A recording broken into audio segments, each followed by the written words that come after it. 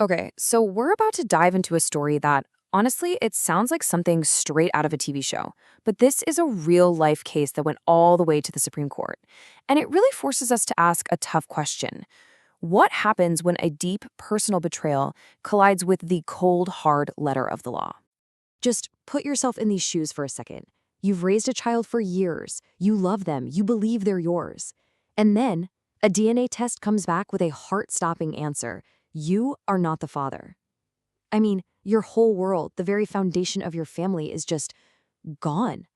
So does a lie that deep mean your entire marriage was a fraud from the very beginning? And here's the kicker right up front.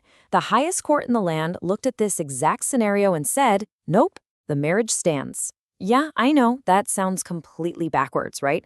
Which is exactly why we need to unpack how on earth they got to that decision. So to really get a grip on the court's logic, we've got to go back. We need to look at the people at the heart of this story and see how this all kicked off. So you have Melvin and Janufi. And their story, it starts out pretty normal. They were college sweethearts, they broke up for a bit, but then they found their way back to each other. In 2001, right after they got back together, Janufi got pregnant and they had a daughter. They lived together, they built a family, and a few years later, in 2004, they made it official and got married. But you get the sense that doubts were kind of bubbling under the surface until one day, in 2010, a big fight pushed Melvin to finally get a DNA test. And the answer he got? It was definitive. No room for doubt. The probability that he was the biological father was 0.0%. Just imagine, after nearly a decade of raising this little girl as his own, his entire reality is just obliterated by one brutal number. And then, right after the results drop, the raw human drama just explodes over a text message. Janufi admits it. She'd been with someone else, just once, and she was just as shocked, saying she never thought her one-time sin would actually lead to a child. For Melvin, this was it. This was the confession, the proof of the lie he had suspected for years. So he's got this DNA proof, he's got the text message. What does he do? Well, he does what you'd probably expect. He marches straight to court to get the whole marriage wiped off the books, arguing it was all built on a massive lie.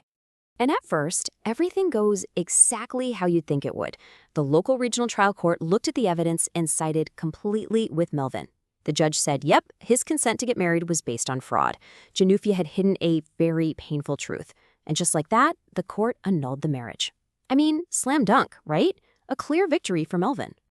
Okay, so if he won, why are we even talking about this? Why didn't it just end there? Well, here's the thing. In the eyes of the law, marriage isn't just a private contract between two people.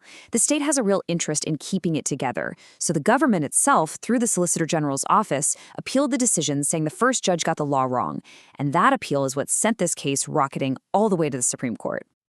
And this is where the raw, human emotion of this story smacks right into a brick wall of legal technicality. Because the entire case, everything, comes down to the super specific legal definition of just one word: fraud. So here's the absolute key to understanding this. In everyday life, fraud can be any kind of lie. But when you get into the family code, the word fraud for getting a marriage annulled, it's not what you think. It's like a super strict exclusive checklist. And if the lie you were told isn't exactly on that list, then legally speaking, it doesn't count. So for the specific kind of fraud Melvin was claiming, the law has a really precise two-part test. First, the wife has to be pregnant by another man. Okay? But second, and here it is, this is the whole case right here, she has to be hiding that pregnancy at the exact moment they say "I do." Both of those things have to be true. Okay, so let's take that super strict two-part test and lay it over the facts of this case. The little girl was born in 2001. The couple got married in 2004. So at the exact moment they were getting married, Janufi was not pregnant, and if she wasn't pregnant, she couldn't legally be concealing a pregnancy. And because of that, one little detail about timing, Melvin's entire legal case just evaporates. I know, this feels completely backwards, maybe even unfair. So why is the law written in a way that seems so rigid, so disconnected from the human pain involved? It really comes down to how the government sees marriage itself. See, from a legal perspective, marriage isn't just some private deal between two people. It's what they call an inviolable social institution. Basically, it's the bedrock of the family and society. And because of that special status, the state is really, really hesitant to break one up. The list of reasons you can is deliberately kept very short. And get this, there's a quote from the Family Code that just spells it all out in black and white. It explicitly says that lying about your character, your health, how much money you have, or even your past relationships, none of that counts as the kind of fraud that can annul a marriage. The law basically says this is the list, and that's it. So in the end, the Supreme Court basically said, look, our job isn't to figure out what feels right or what's fair in this one situation.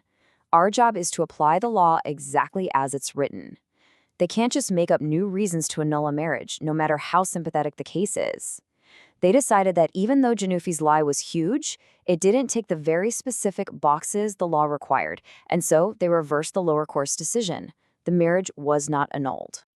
So, this whole story leaves us chewing on a really tough but important idea about the gap that can sometimes exist between what feels just and what is strictly legal. And that brings us right here to the big takeaway question. This case shines a spotlight on a core tension in how our system works. When a law leads to a result that just feels wrong, who should fix it? Do we want judges to bend the law to get to what feels like the right answer in a specific, heart-wrenching case? Or is it up to our lawmakers, and only our lawmakers, to go back to the drawing board and change the rules for everybody? There is no easy answer to that one.